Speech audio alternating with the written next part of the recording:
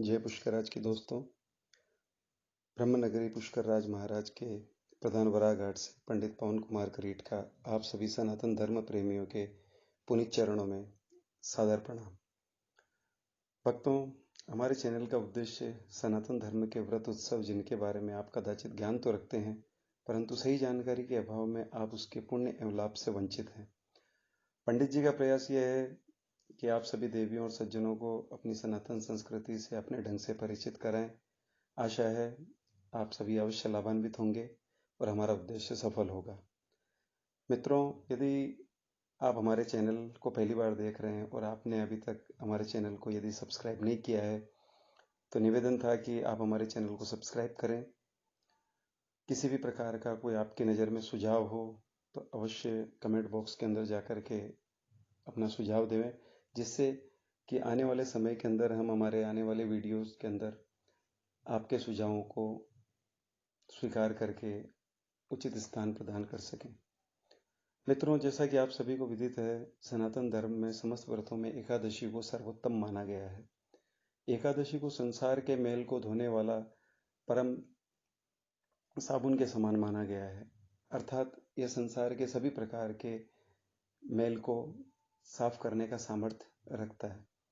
जिस प्रकार अग्नि समस्त हवन सामग्री को जलाकर भस्म करने का सामर्थ्य रखती है, हमारे सनातन धर्म के अंदर एकादशी ही एकमात्र ऐसा व्रत है जो मनुष्य के इस जन्म के एवं जन्म जन्मांतर के समस्त पाप पंख को जलाकर भस्म करने का सामर्थ्य रखती है।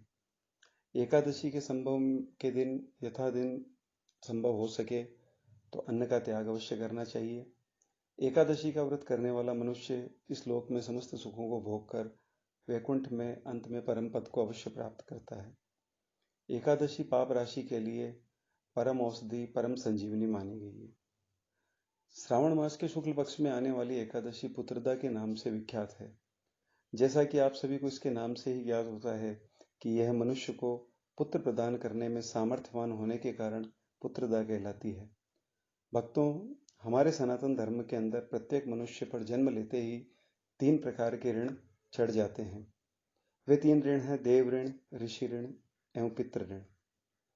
देव ऋण भगवान की उपासना एवं भक्ति करने से उतरता है। ऋषि ऋण आचार्य परंपरा के अंतर्गत अपने गुरुजनों से ज्ञान अर्जित करके उस ज्ञान का समाज एवं धर्म के प्रचार एवं सहयोग में उपयोग करने से निवारण होता है।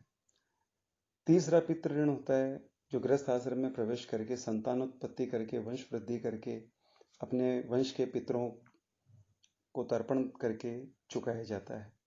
हमारे वेद कहते हैं पितराणाम तारते इति पुत्र है, अर्थात जो पितरों का अपने पूर्वजों का तारण करने वाला होता है, मोक्ष करने वाला होता है, वही पुत्र कहलाने का वास्तविक अधिकारी है। मनुस्मृति कहती है पुर नामक भयंकर नरक से तारने वाला भी पुत्र कहलाता है। तो मित्रों, श्रावण मास की एकादशी का जो पुण्य होता है वह पितरों को अर्पण करने से मनुष्य अपने पितृ ऋण से मुक्त होता है। अतः पुत्र रत्न की कामना करने वाले मनुष्यों को इस पुत्रदा एकादशी का विधि पूर्वक व्रत अनुष्ठान करके इसका पुण्य फल अपने पूर्वजों एवं पितरों को अर्पण करने से मनुष्य की संतान प्राप्ति की कामना अवश्य पूर्ण होती है।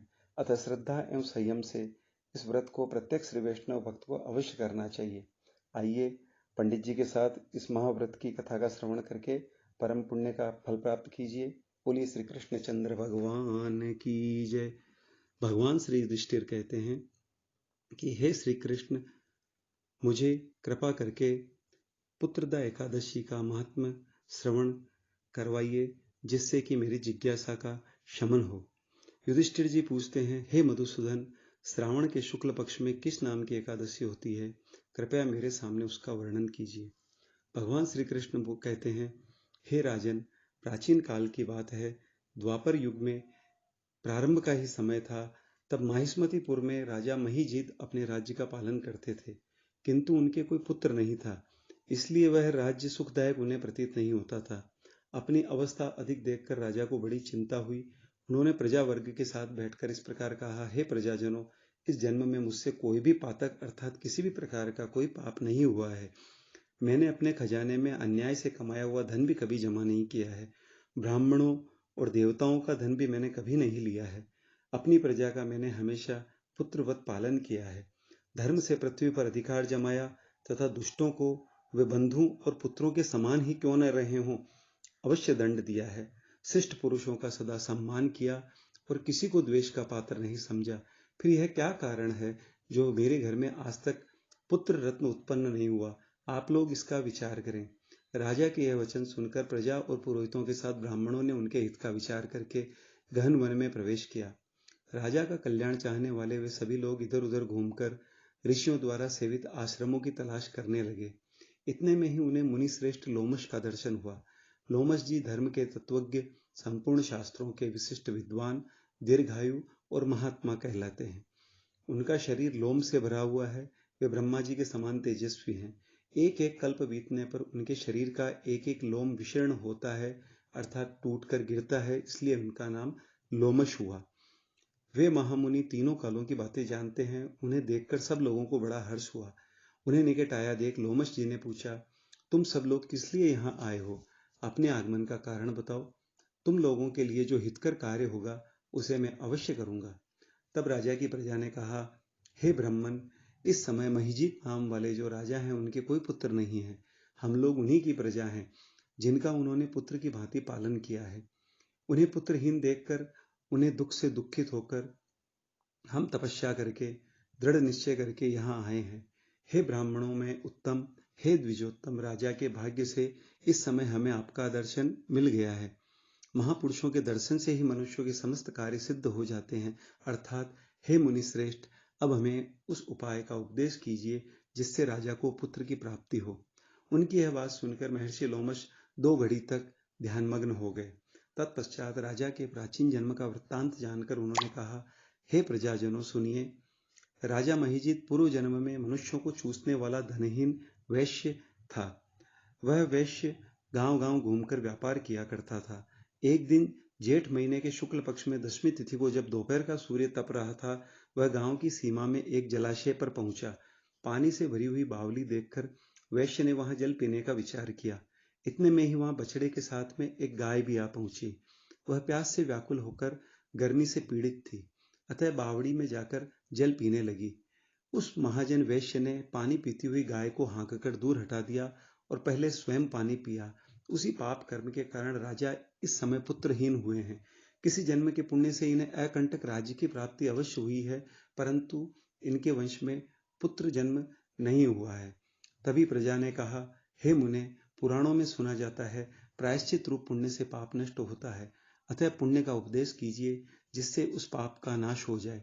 महर्षि लोमश बोले, हे प्रजाजनों, श्रावण मास के शुक्ल पक्ष में जो एकादशी होती है वह पुत्रदा के नाम से विख्यात है। वह मनोवांछित फल प्रदान करने वाली है। तुम लोग उसी का व्रत करो। यह सुनकर प्रजाओं ने मुनि को नमस्कार किया और नगर में आकर विधि पूर्वक पुत्रदा एकादशी के व्रत का अनुष्ठान किया। उन्होंने विधि पूर्वक जागरण भी किया और उसका निर्मल पुण्य राजा को दे दिया। तत्पश्चात रानी ने गर्भ धारण किया और प्रसव का समय आने पर बलवान पुत्र का जन्म हुआ। इसका महात्म्य सुनकर मनुष्य पाप से मुक्त हो जाता है तथा इहलोक में अर्थात इस लोक में समस्त सुखों को पाकर परलोक में स्वर्गीय गति को प्राप्त होता है।